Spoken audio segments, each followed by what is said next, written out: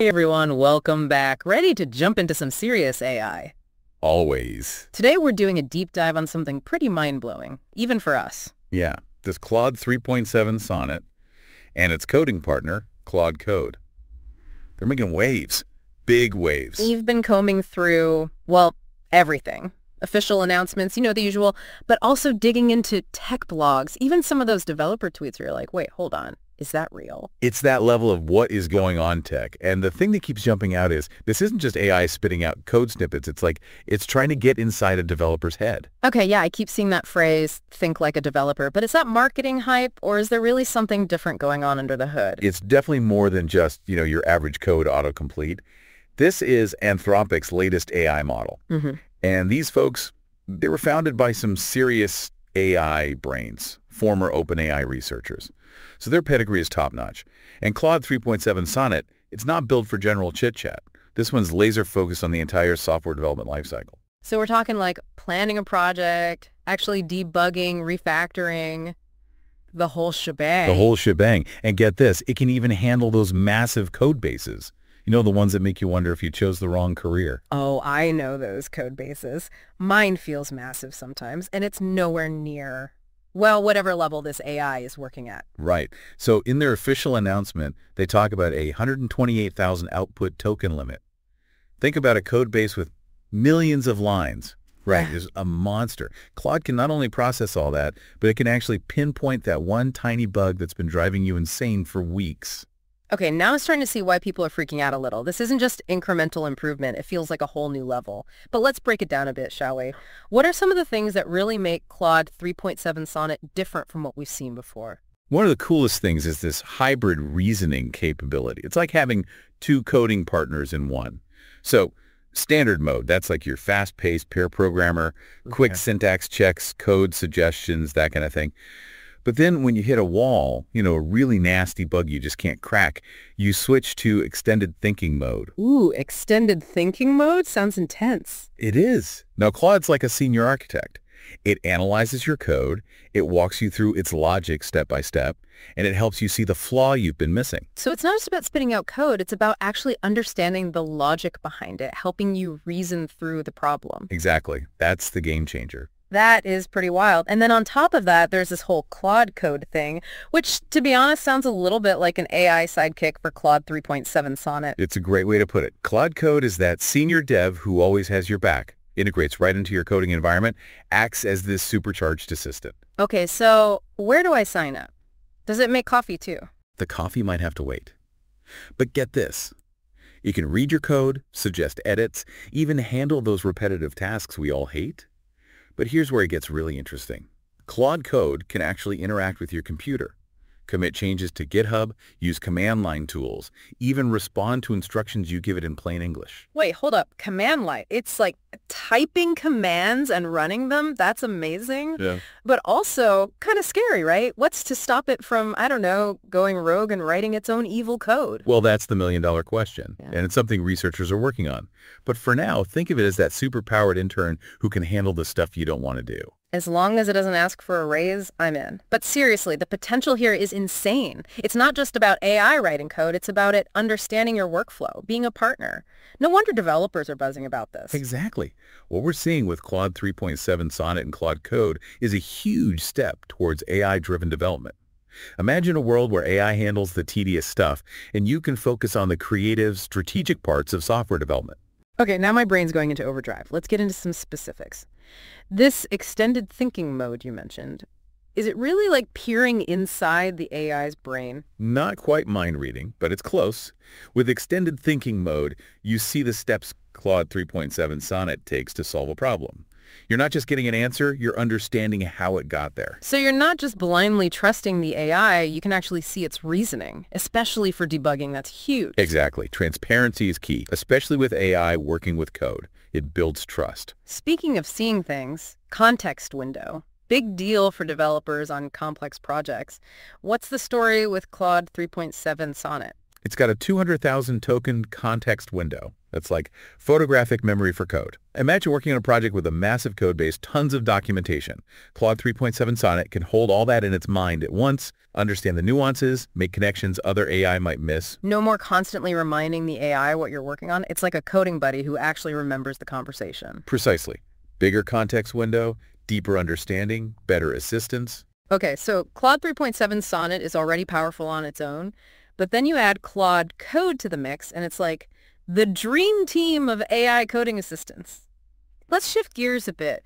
What are some real-world things people are actually doing with these tools? What's got everyone excited? The applications are already pretty wild. One developer tweeted about creating a working Minecraft clone in a few minutes using a single prompt. That's rapid prototyping on a whole new level. A working Minecraft clone in minutes. That's faster than I can order takeout. What else are people doing? Another thing Claude 3.7 Sonnet excels at is generating simulations and visualizations.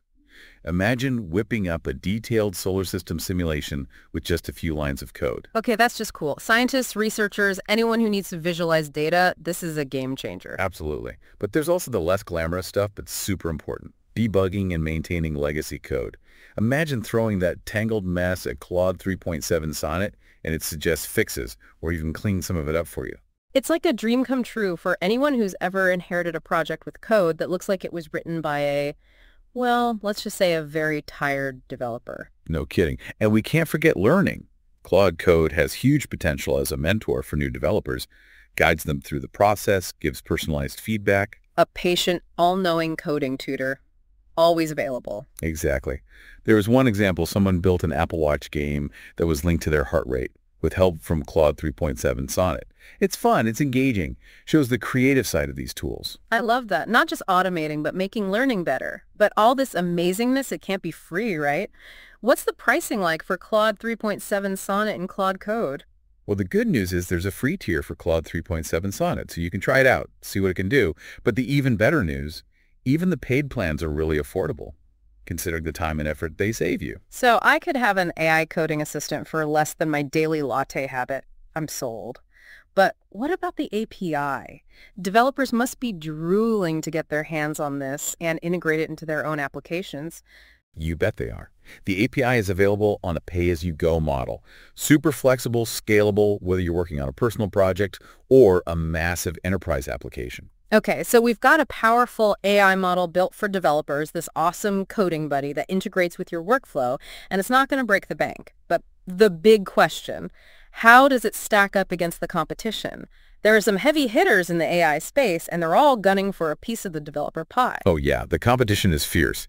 You've got OpenAI, Google, all the big names are throwing their hats into the ring. Yeah. But Claude 3.7 Sonnet seems to be carving out its own space, with its developer-focused features and this emphasis on deep contextual understanding. So it's not just about spinning out code. It's about understanding the nuances of development, making developers' lives easier. Precisely. One thing that sets it apart is its ability to go beyond simple code completion. The suggestions and assistance are more insightful, more in tune with what you're trying to achieve, like having a partner who actually understands your code or your goals. Okay, so we've covered a lot of ground here. We've talked about the technical capabilities of Claude 3.7 Sonnet, the real-world applications, the pricing, and how it stacks up against the competition. But the big question looming over all of this is, what does it all mean for the future of software development? Are we all going to be replaced by robots? That's the million-dollar question, isn't it? But instead of thinking of robots replacing humans, I think it's more about a shift in how we work. Imagine AI handling the repetitive, time-consuming tasks, freeing us up to focus on the creative and strategic aspects of software development. So instead of being a coder, you're more like an AI whisperer or a digital orchestra conductor, leading the AI through the creative process. Sounds a lot more fun than debugging someone else's spaghetti code. I like those analogies. It paints a picture of how the role of a developer might evolve. And it highlights the importance of adapting our skills and mindset to embrace these new tools and ways of working. It's not about clinging to the old ways. It's about being open to learning and using these new tools to our advantage. But before we get too carried away with visions of the future, let's dive a little deeper into the potential impact of these tools on the developer landscape.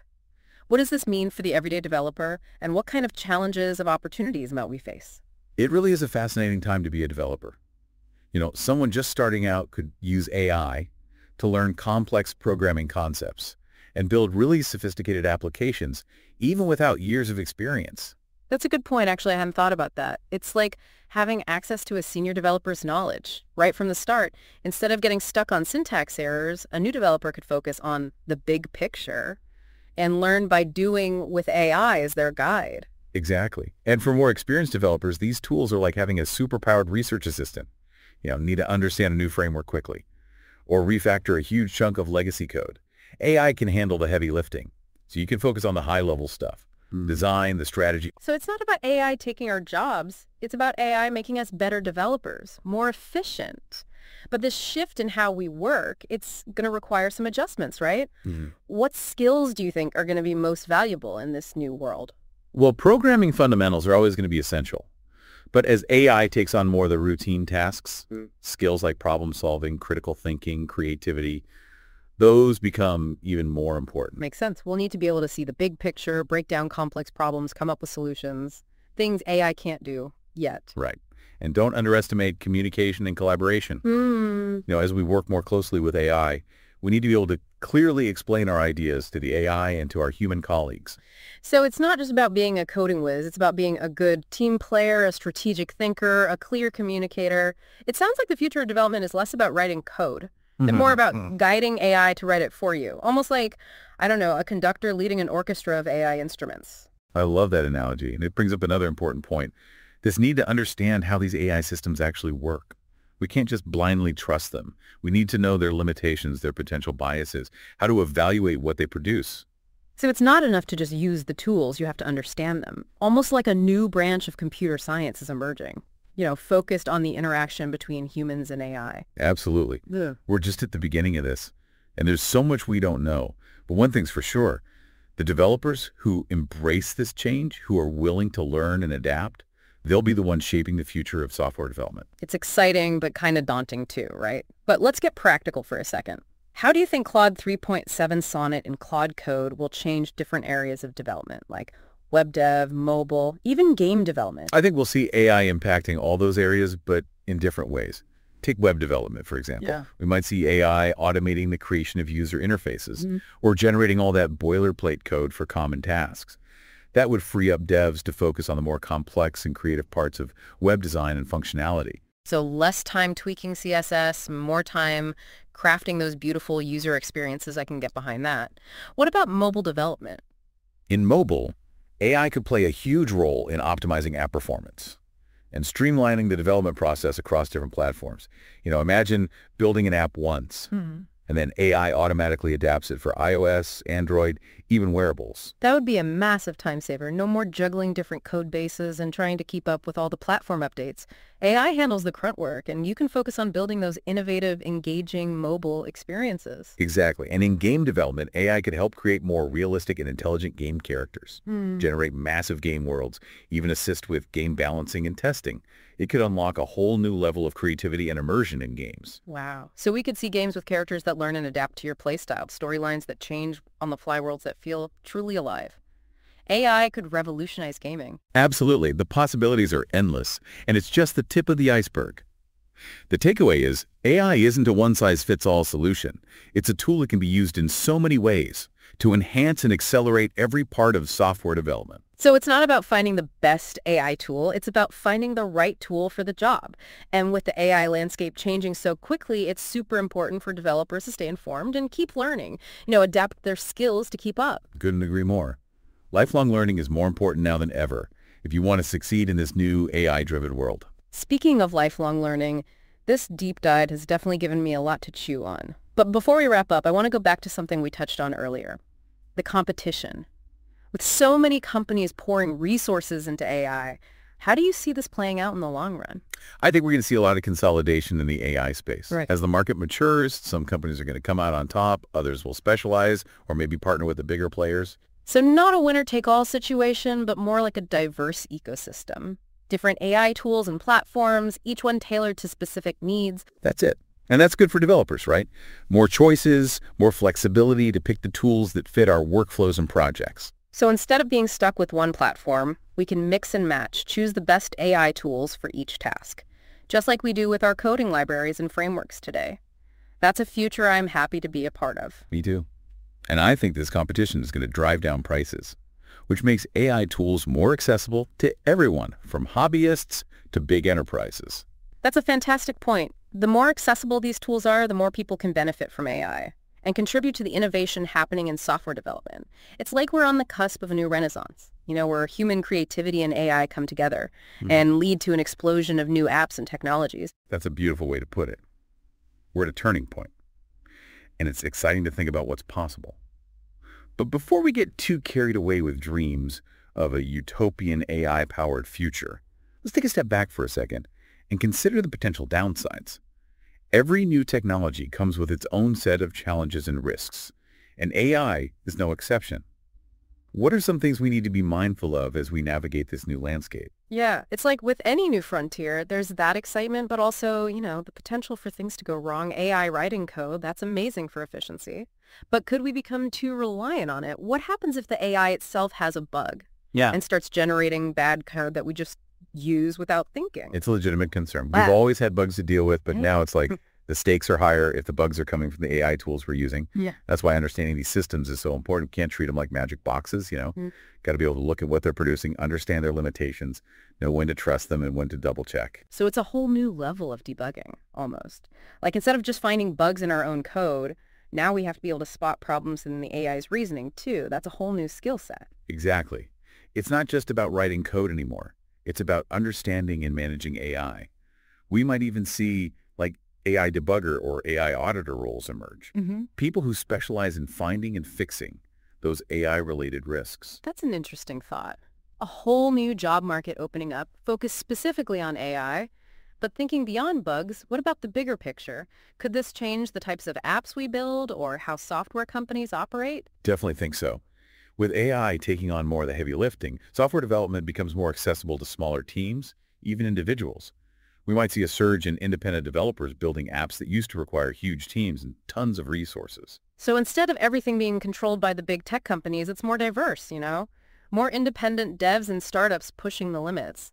That's great for innovation. I agree. It could also change the focus within software companies. Instead of spending most of their time coding, teams could put more energy into user research, design, and finding new creative ways to use AI. It's like shifting from a code-first approach to a more human-first approach, where it's all about understanding what people need and using AI to build those truly amazing experiences. That's it. The real magic happens when we combine human creativity with AI's ability to process information and automate stuff. It's finding that balance where human and artificial intelligence work together. It sounds like the future of development is less about writing code and more about, orchestrating AI, understanding its strengths and weaknesses, and using it to create things that wouldn't be possible otherwise. It's like a new art form, Technology meeting human ingenuity. I like that. A new art form. It's something every developer should be excited about. This isn't the end of software development as we know it. It's the beginning of something even better. Well said. I don't know about you, but I'm feeling pretty energized after this deep dive. It's one thing to read about AI, but it's another to really dig in, Understand the details and what it could mean for our industry. I agree. It's been a great conversation, and hopefully it sparked some curiosity in our listeners. For anyone listening who wants to learn more, maybe even try out Claude 3.7 Sonnet and Claude Code themselves, where should they start? Head over to Anthropic's website. They've got tons of info about their models, documentation, tutorials, even a free tier, so you can try out Claude 3.7 Sonnet and see what it can do. Perfect. And I bet there's a whole online community too, right? Developers sharing their experiences, tips, maybe even some crazy code examples. Oh, yeah, for sure. Do a quick search and you'll find blog posts, articles, videos, forums. People are talking about Claude 3.7 Sonnet and Claude Code everywhere. It's a great way to connect with other devs, see what they're doing, stay up to date. So, to all the devs out there, whether you're a seasoned pro or just starting out, this is your chance to jump into the world of AI-powered development. Don't be afraid to experiment, to try new things, push the boundaries. The future of software is being written right now, and you can be a part of it. Embrace the challenge. Stay curious. Never stop learning. Who knows? You might just build the next app that changes everything. And on that note, this wraps up our deep dive into Claude 3.7 Sonnet and Claude Code. We hope you've enjoyed the journey and that you're leaving with a sense of wonder and excitement for what the future holds. Thanks for joining us, and until next time, keep coding, keep innovating, and keep pushing the limits. This is The Deep Dive, signing off.